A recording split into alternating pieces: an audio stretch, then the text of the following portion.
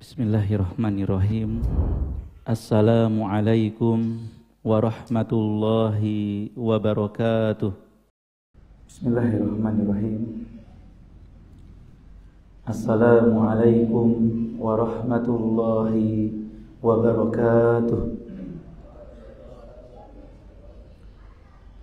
Innal hamdalillah nahmaduhu wa nasta'inuhu wa nastaghfiruh wa na'udzu billahi min shururi anfusina wa min sayyiati a'malina may yahdihillahu fala mudilla lahu wa may yudlilhu fala hadiya lahu. Ashhadu an la ilaha illallah wahdahu la syarika lah wa ashhadu anna Muhammadan abduhu wa rasuluh. Allahumma salli wa sallim wa barik ala abdika wa rasulika Muhammad wa ala alihi wa ashabihi wa man tabi'ahum bi ihsanin ila yaumiddin. Amma ba'd. Jamaah Masjidil Hijrah yang semoga dirahmati dan dimuliakan Allah Subhanahu wa taala. Marilah kita senantiasa memuji dan bersyukur kepada Allah Subhanahu wa taala atas segala nikmat dan karunia yang Allah berikan pada kita semua. Terutama nikmat yang paling besar adalah nikmat agama, nikmat diniyah. Karena nikmat ini hanya diberikan kepada orang-orang yang Allah cintai saja.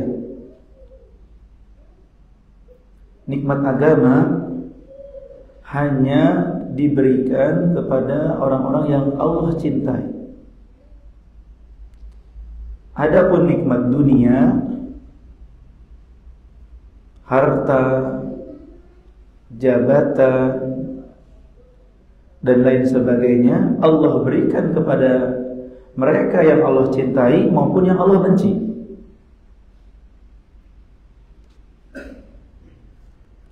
Sebagian orang mengira kalau diberikan harta tanda Allah cinta. Saya kaya nih, saya banyak uangnya nih, tanda Allah sayang sama saya,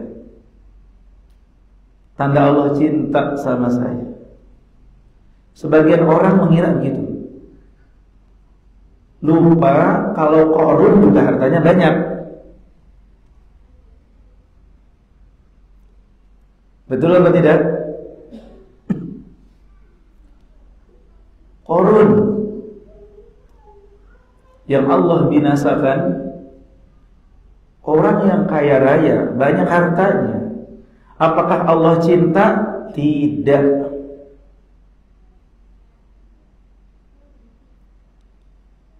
Demikian juga jabatan.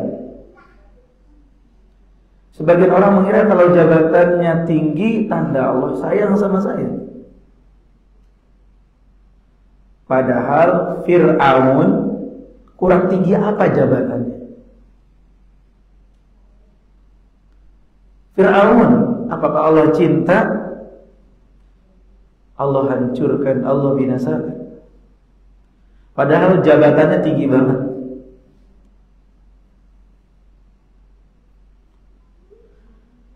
Demikian juga dengan nikmat-nikmat dunia lainnya, popularitas,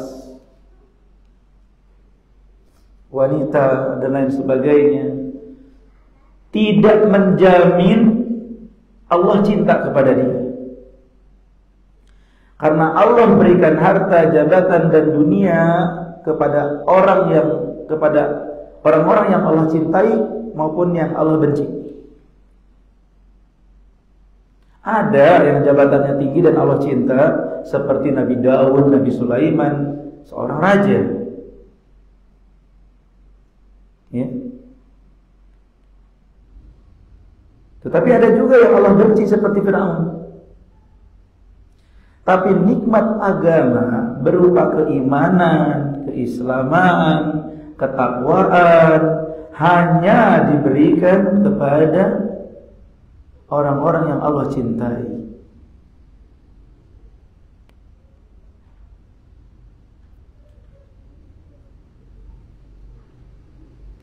Jadi jangan merasa bangga dengan dunia yang ada pada kita. Bisa jadi justru itu adalah istidraj. Sanastadrijuhum min haitsu la yash'urun. Tanpa kita rasa, tanpa kita duga gitu ya, ternyata itu istidraj.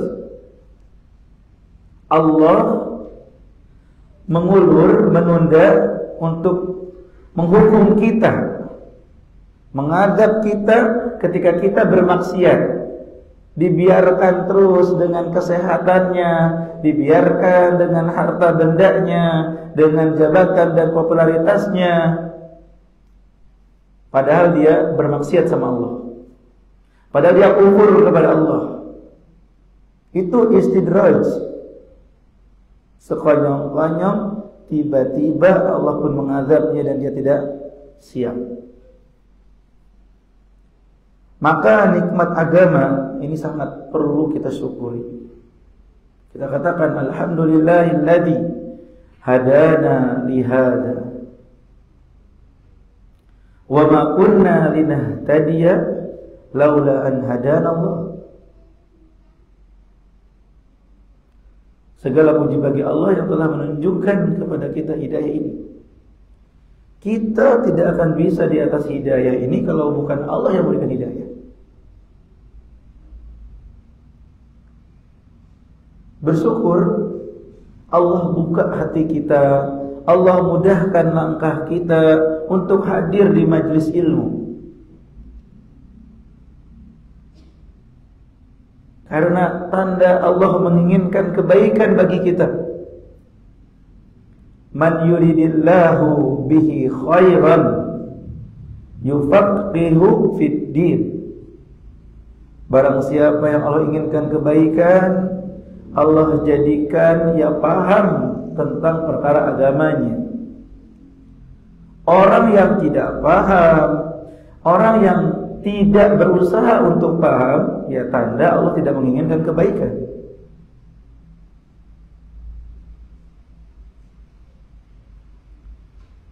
Jadi kita jaga nikmat ini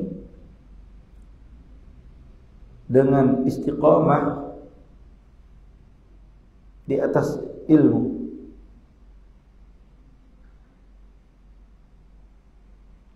Karena orang-orang yang tidak hidup di atas ilmu itu seperti orang-orang yang mati hatinya.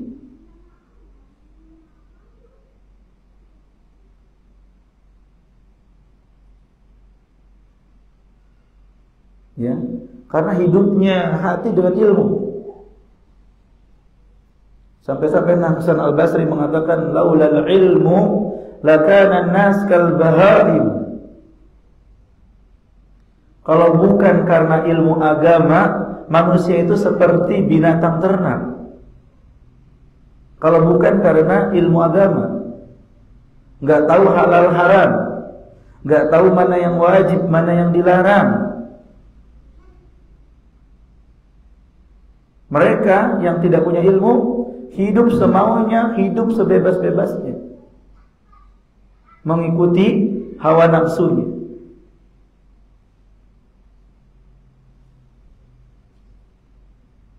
Makanya hajat kebutuhan terhadap ilmu seperti kebutuhan seseorang kepada makanan, nggak bisa tanpa ilmu.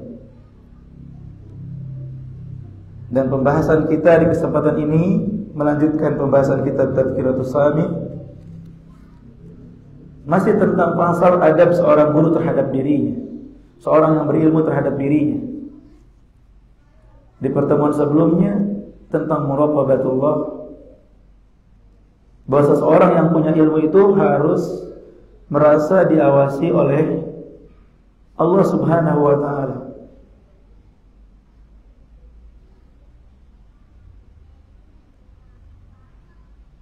Ya, jangan sampai kita termasuk orang yang khianati Allah dan Rasul-Nya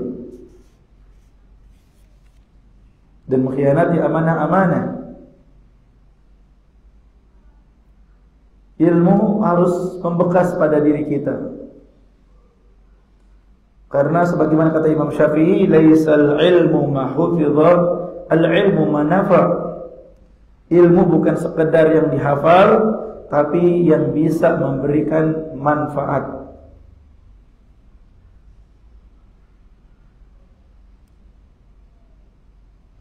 Dan hanya orang-orang yang berilmu yang bisa takut kepada Allah.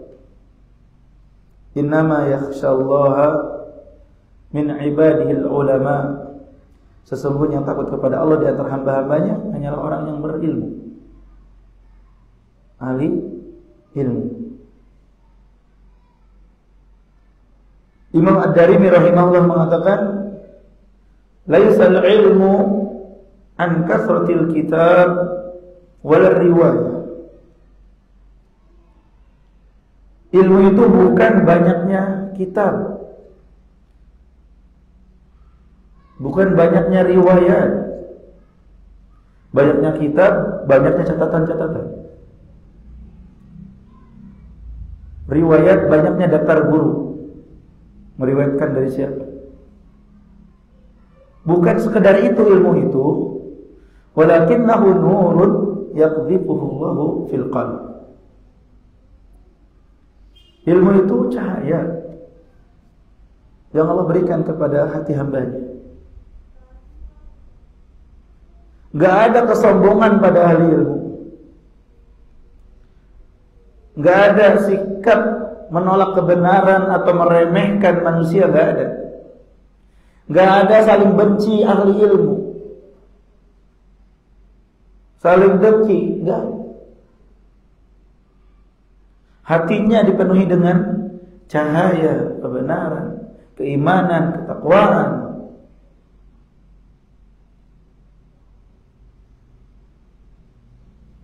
Kalau ada kedengkian, kebencian kepada saudaranya, pertanyakan ilmu kita.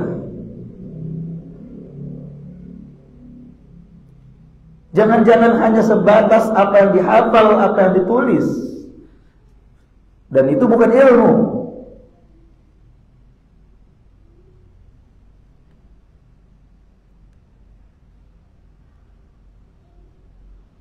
Ilmu itu cahaya yang ada dalam hati hamba.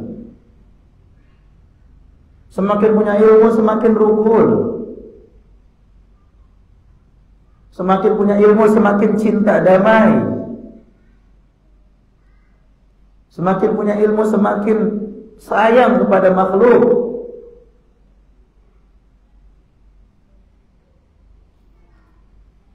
Jangankan kepada manusia, kepada hewan sayang, ahli ilmu. Makanya makhluk-makhluk mendoakan ahli ilmu.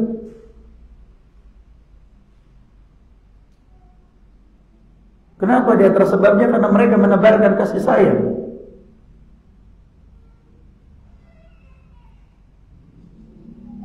Jadi kita menuntut ilmu itu bukan untuk mengeraskan hati, semakin membusungkan dada, semakin merasa hebat, semakin bisa berantem sama orang, berdebat sama orang, bukan. Karena perdebatan itu sering berujung dengan permusuhan dan kebencian. Tidaklah seseorang berdebat kecuali mengatakan saya lebih pintar daripada Anda.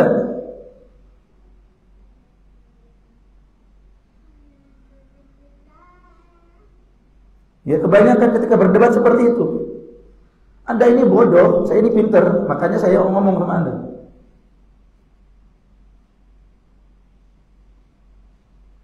Sering perdebatan menimbulkan kebencian, permusuhan karena ada seperti itu. Ada ujub, ada sombong pada dirinya.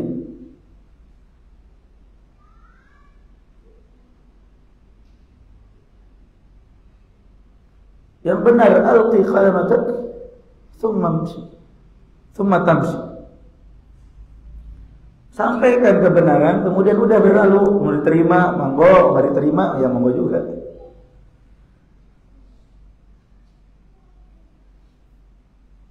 Tidak perlu harus banyak perdebatan yang menimbulkan kebencian di antara kaum muslimin.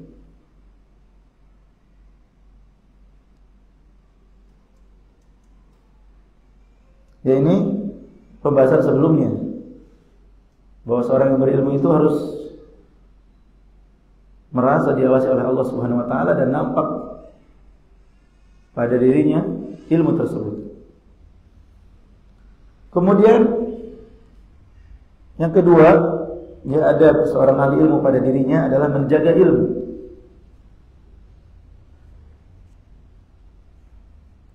Di mana seorang ahli ilmu tidak boleh merendahkan ilmu, menjadikan ilmu itu rendah. Karena ilmu ini sangat agung, sangat mulia. Bagaimana tidak, ilmu itu kata Ibnu Abbas, qala Allah wa qala Rasul. Kata Ibnu Qayyim, wa qala as-sahabah. Ilmu itu firman Allah, sabda Rasulullah, dan perkataan para sahabat itu ilmu syar'i. Sangat agung, sangat mulia. Maka jangan sampai kita merendahkan ilmu dengan cara bagaimana? Di antaranya dengan sering pergi dan berjalan ke tempat orang-orang yang tidak berhak untuk dapat ilmu.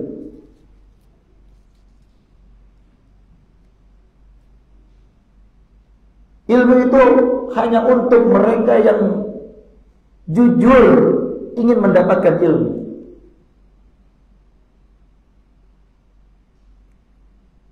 Jangan kemudian ahli ilmu ini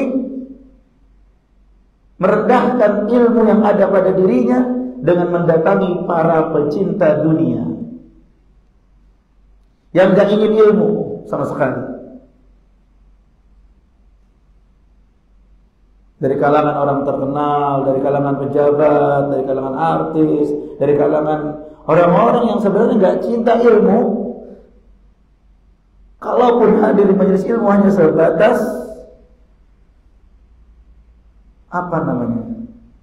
pencitraan semata. Gak butuh ilmunya, butuh update statusnya, butuh kontennya.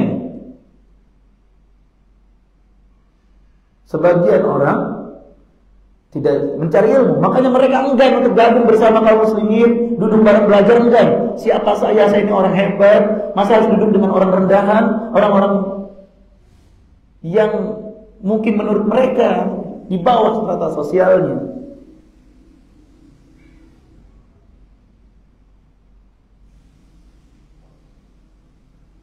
Ya jangan merendahkan ilmu dengan berjalan ke tempat orang yang tidak berhak, para pecinta dunia. Mereka mau belajar, datang ke ahli ilmu.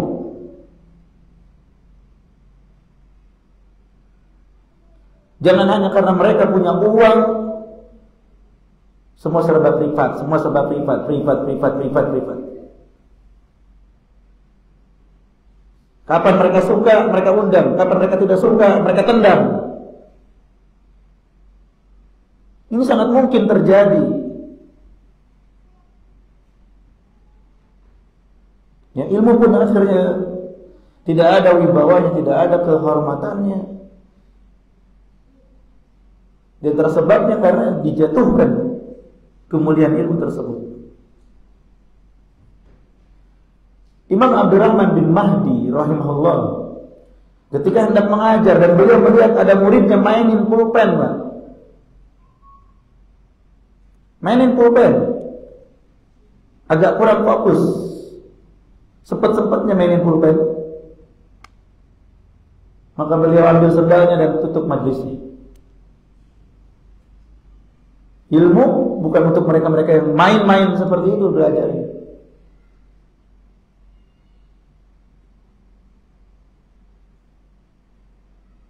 Ya, mereka sangat memperhatikan.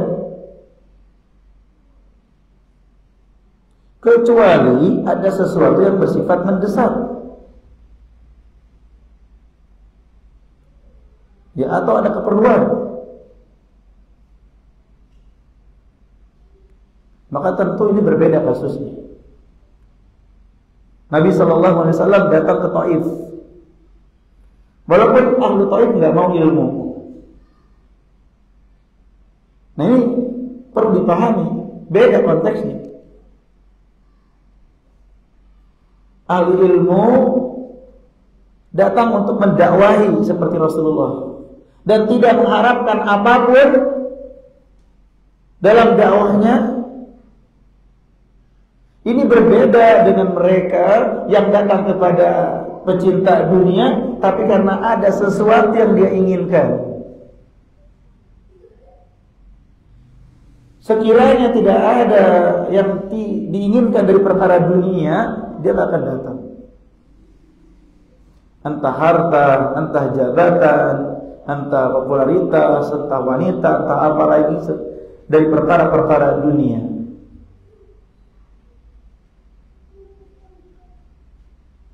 Jadi tidak mutlak nggak boleh datang gitu ya. Ada kalanya kita harus datang malah. Tapi ketika datang itu mau ngapain? Murni ingin dakwah, nasihatin, atau ada perkara dunia di sana? Diremehkannya ahli ilmu diawali karena ahli dunia melihat ahli ilmu ini butuh dunia. Mulai diremehkan.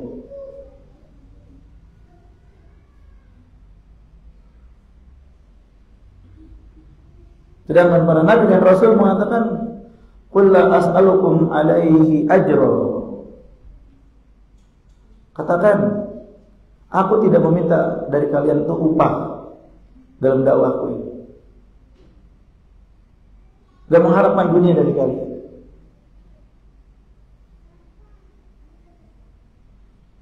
Kalau ada di antara yang belajar atau penuntut ilmu memuliakan, menghormati gurunya, itu kembali manfaat bagi si murid tersebut. Guru mau dimuliakan atau tidak dimuliakan,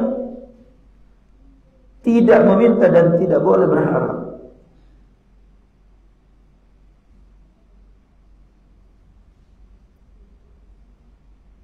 Ada kalanya yang diajari itu mengucapkan terima kasih, jazakallahu khairan dan seterusnya.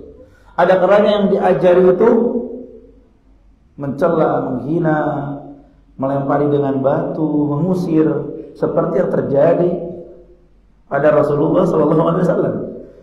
Yang menyambut maupun yang mengusir tetap Rasulullah semangat dakwah dan mendoakan kebaikan bagi keduanya.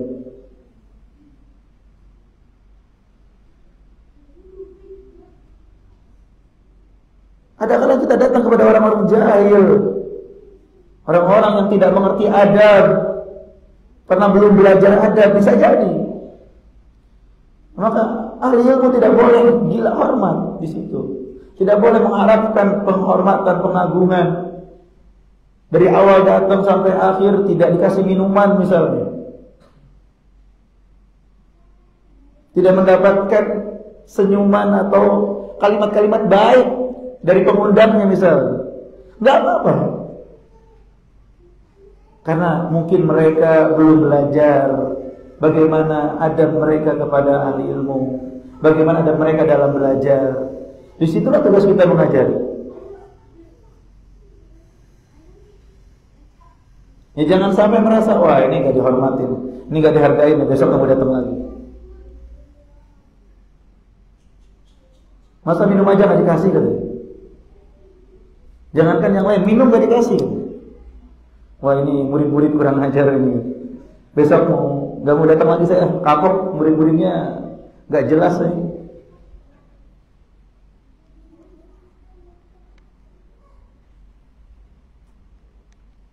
Sungguh kita akan dapati banyak murid yang tidak atau belum mengerti adab. Maka harus sabar. Harus sabar.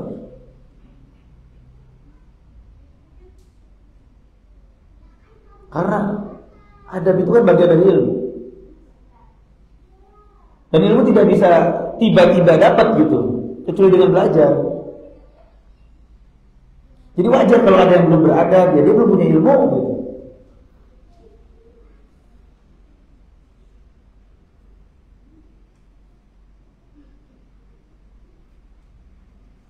Jadi meskipun pecinta dunia ingin belajar, meskipun punya kedudukan yang tinggi, para ulama sangat tidak suka ahli ilmu datang ke mereka. Imam Az-Zuhri mengatakan hawan bil ilmi ayyahmilahul alimu ila baitil muta'allim. Hinanya ilmu ketika seorang alim membawanya ke rumah orang yang belajar. Kalau rumah orang yang belajar ini miskin, dia datengin. Menengah, dia datengin. Yang kaya dia datengin mungkin enggak masalah. Tapi sebagian orang hanya datang ke rumah orang-orang kaya. Ustaz, pengajian di rumah yuk. Rumahnya gede apa enggak? Kalau rumahnya orang kaya, boleh lah. Tapi kalau orang rumah miskin, kecil, sempit, pengap, gelap, udah deh nggak usah deh. Enggan untuk datang. Sebagian seperti itu yang dikhawatirkan oleh Imam Az-Zuhri. Karena biasanya yang berani minta datang ke rumah, ajarin kami di rumah, biasanya orang-orang yang mohon maaf menengah ke atas. Jarang itu orang miskin, Ustaz, pengajian di rumah saya yuk, ajari kami dan keluarga. Jarang. Tapi nggak dihidangin apa-apa ya saja, cuma dihidangin air putih. Misalnya. Dan sebagian teman-teman juga begitu. Kalau tempat pengajiannya orang kaya, mereka semangat datang. Wah, jamuannya enak nih. Ya rumah orang kaya biasanya jamuannya enak, makanan enak, minuman enak. Mereka pun ikut bersemangat kalau di rumah orang kaya. Tapi kalau di rumah orang miskin, kita harus bawa minum dari rumah. Kita harus bawa makanan dari rumah. Bukan tidak boleh, silahkan mengajar ke rumah orang yang belajar. Tetapi faktornya, pendorongnya itu jangan karena dunia, tapi lillah gitu. Buktinya apa? Itu tadi, yang belajar orang kaya, yang belajar orang miskin didatengin. Bukan hanya rumah orang kaya yang didatangi, tapi rumah orang miskin enggak didatangi. Jika siapapun yang mengundang didatangi, maka insya Allah terdapat banyak kebaikan di sana. Nabi SAW kadang ke orang kaya datang, kadang ke orang miskin, makanan sederhana beliau makan bersama orang miskin tersebut. Datang ke rumah, ngajarin, ya, tidak mengapa, bukan nggak boleh. Yang dimaksud di sini ketika seorang ahli ilmu itu datang ke rumah orang yang belajar karena mengharapkan dunia dari yang dia ajari.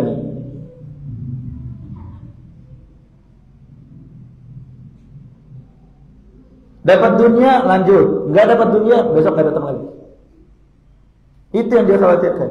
Dan hal itu membuat ilmu menjadi hina karena orang-orang tersebut yang undang-undang tersebut merasa berkuasa karena di rumahnya. Pak Yai bahas tentang ini ya, Pak Yainya nggak nurut, ngambek, besok nggak diundang lagi. Ya jadi akhirnya diatur ilmu, ahli ilmu diatur oleh pecinta dunia. Sekali lagi biar diluruskan, biar tidak salah paham, bukan berarti nggak boleh. Sangat boleh datang ke rumah, asalkan tidak ada faktor duniawi di sana. Dengan dibuktikan apa?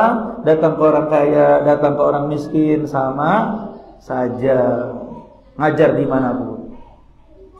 Mau dapat sesuatu dari yang belajar atau tidak dapat sesuatu, tetap semangat sama saja. Itu nggak apa-apa.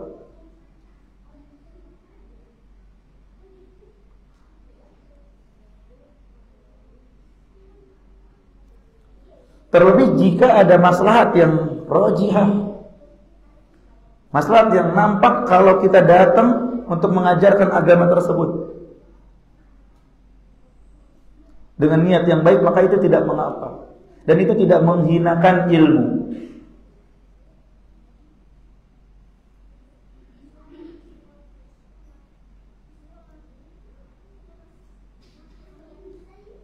Karena sebagian salah pun di antara mereka mendatangi para raja, para penguasa seperti Imam Az-Zuhri, Asy-Syafi'i. Tapi datang ke raja dan penguasa bukan untuk dapat imbalan, berharap dapat jabatan, dapat imbalan, ngikutin apa penguasa, enggak. Tapi untuk menegakkan kebenaran, untuk memberikan nasihat tanpa basa-basi, tanpa tendang. Karena Allah diterima, alhamdulillah. Enggak diterima juga sudah menunaikan kewajiban. Mereka datang ke penguasa, itu boleh. Bahkan itu dianjurkan.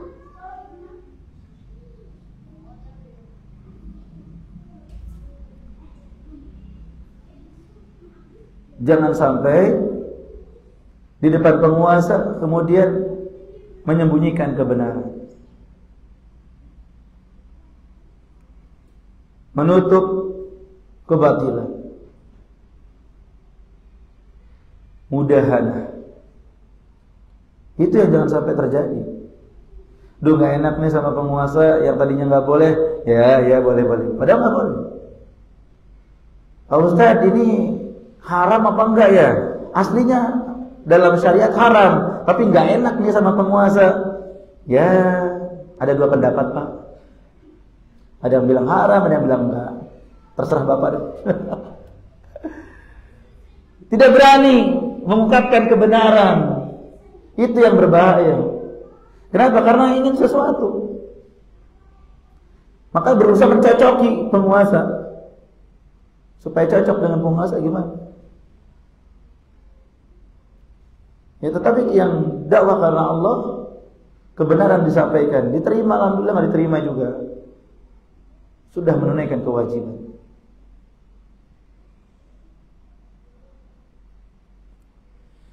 Kemudian mudzakarah ilmu kepada ahli ilmu lain, apalagi ahli ilmu yang zuhud, itu juga tidak mengapa datang ke rumah, dan sama sekali tidak menghinakan ilmu. Sebagaimana Sufyan Ats-Tsauri mendatangi Ibrahim bin Adham untuk ngajarin. Ya, ada ahli ilmu lain pintar satu bidang, tapi ada sisi-sisi lain yang mungkin belum tahu. Namanya ilmu tidak bisa dikuasai semuanya. Maka sesama ahli ilmu datang, berkunjung, ngasih nasihat, bukan mau merendahkan ilmu, tapi justru itulah menyampaikan ilmu kepada sesama ahli ilmu. Abu Ubaid mendatangi Ali bin Madini untuk memperdengarkan, mengajarkan hadis-hadis yang Ali Madini belum dengar hadis tersebut. Jadi ini ya, datang ke orang yang belajar, apalagi yang belajarnya itu pecinta dunia, itu bisa menghinakan ilmu, maka dihindari. Boleh datang kepada orang yang ingin belajar ketika niatnya murni, ikhlas, jauh dari kepentingan duniawi, tidak membuat mudahana. Ketika bertemu dengan penguasa, maka itu datangi, mereka tidak mengapa.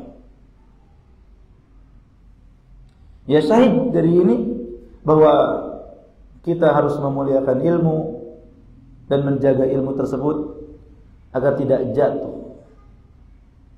Maka tempat yang paling aman sebenarnya di masjid. Ya, di masjid memang tempat yang pas. Sebagaimana sabda Nabi sallallahu alaihi wasallam, majtama'a qaumun fi baitin min buyutillah yatluna kitaballah wa yatadarasunahu bainahum illa nazalat alaihimus sakinah.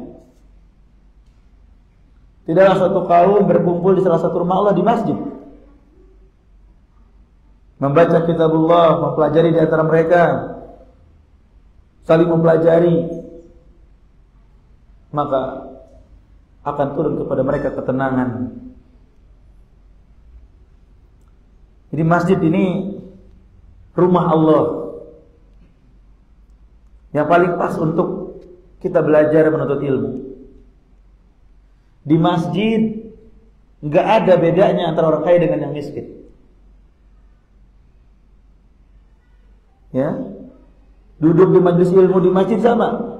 Beda kalau di tempat-tempat tertentu, wah ada kelas VIP paling depan, sofanya paling bagus, makanannya lebih istimewa, di tengah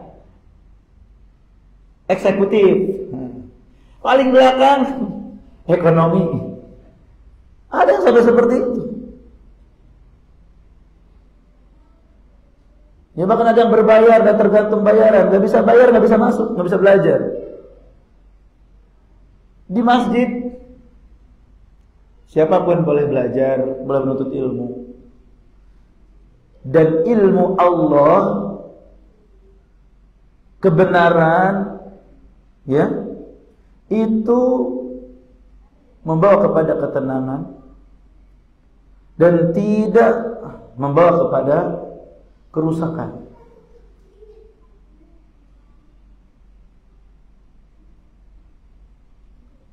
Maka bebas siapapun bisa mendengar di masjid ini. Ya bisa ikut hadir tanpa harus pendaftaran dan lain sebagainya.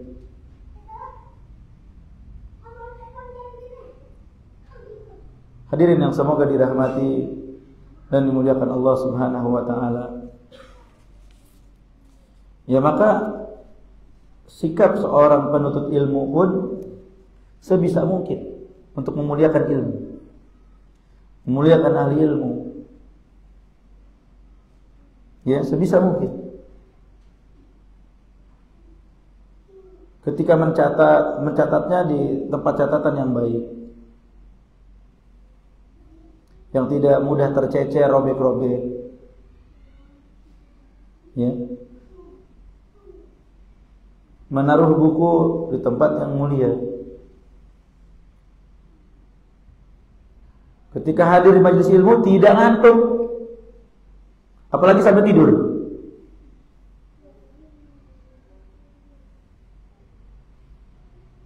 Ya, karena sebagai bentuk pemuliaan kita kepada ilmu, mendengarkan dengan seksama. Inna sanulqi alaika qawlan thaqila. Ilmu ini perkataan yang sangat berat, Al-Quran dan Sunnah ini.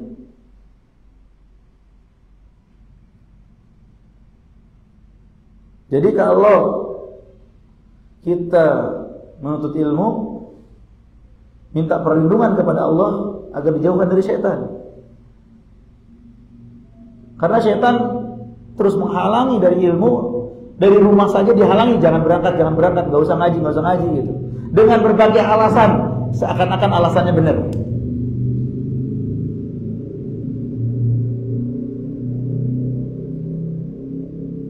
Seakan-akan alasannya benar. Dah kita ngaji online aja deh.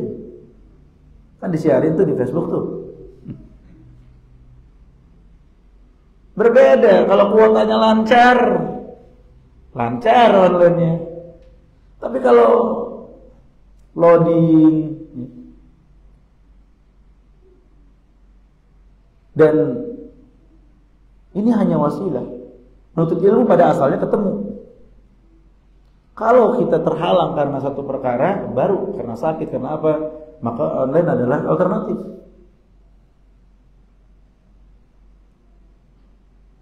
Ya kan akan banyak gangguan ketika kita hanya mendengar atau online atau nonton gitu.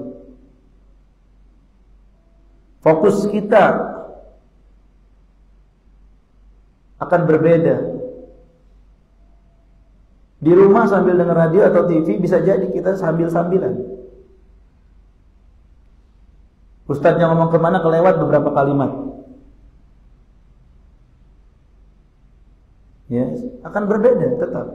Bukan berarti nggak bagus-bagus ada media-media ya, YouTube online, TV, radio itu bagus. Tetapi kembali kepada asal. Itu wasilah yang mendukung, bukan pokok. Pokoknya belajar menuntut ilmu secara syafahi, ketemu antara yang mengajar dengan yang diajar. Setan berusaha menghalangi. Gimana cara supaya gak hadir? Ternyata bapak teguh, bapak kuat, tetap ingin hadir. Apapun alasannya saya ingin tetap hadir. Sampai di sini digoda. Jasadnya hadir, pikirannya entah kemana di rumah mungkin. Ngelamun, ngeliatin, tapi pikiran kemana-mana gitu. Dari 100 kalimat yang disampaikan hanya nyangkut beberapa kalimat. Kalau lihat catatan, gak nyampe 1 halaman, 2 baris doang. 1 judul, 1 lagi penutup. Banyak yang kelewat gitu, nggak fokus. Ketika bapak tanamkan saya ingin fokus, mulai ngantuk. Fokus ngantuk gitu.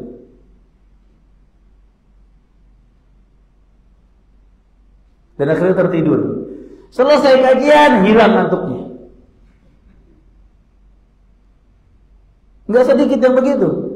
Ketika kajian ngantuk-ngantuk, nyender tidur gitu ya. Selesai kajian, bubar, langsung seger. Wah, setannya udah pergi nih. Siapa setannya? Berarti pengajarnya ini yang bikin ngantuk. Setan itu Pak, itu yang menggoda supaya kita nggak dapat ilmu.